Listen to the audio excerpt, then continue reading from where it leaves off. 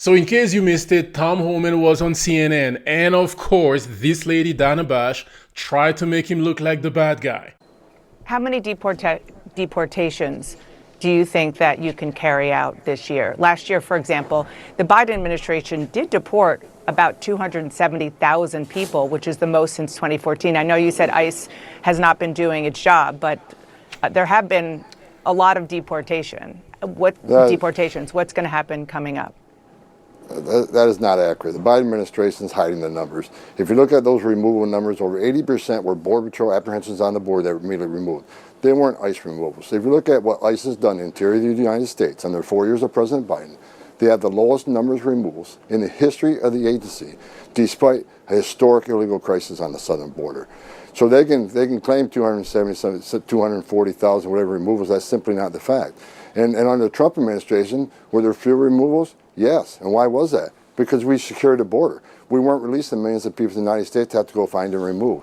So it doesn't matter how many people were deported, it's how many people were released in this country, and millions were released into this country by the Biden administration that were not released by the Trump administration. I just want to be clear. I'm not obviously getting these numbers out of thin air. They are coming from the U.S. Customs and Border Protection Agency. You're saying that they're giving us false information?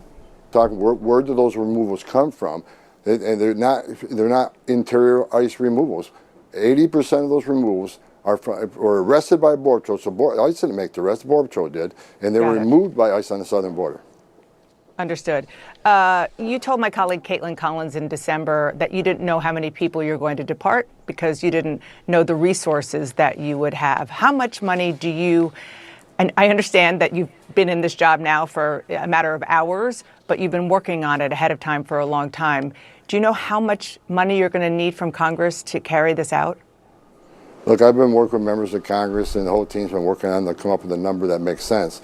But like I've said many times, we're going to use whatever money we have and do the most efficient operation we can. The more money we have, the more we can do. And I think this election proves that the American people support the removals of criminal aliens in this country. So I'm looking for Congress to come through and give us the budget we need.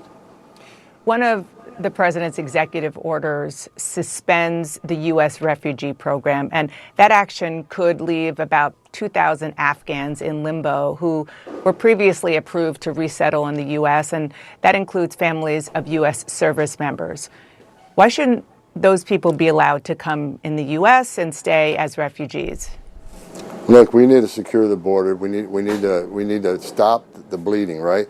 We can keep bailing the water out of the boat, but we got to plug those holes. So right now, it's all about securing this nation, securing the border, and we'll address that in the coming days. But right now, we're going to shut that border down and get a hold of this problem. What's happening on our border is the biggest national security vulnerability I've seen in my career, and I've got over 35 years doing this.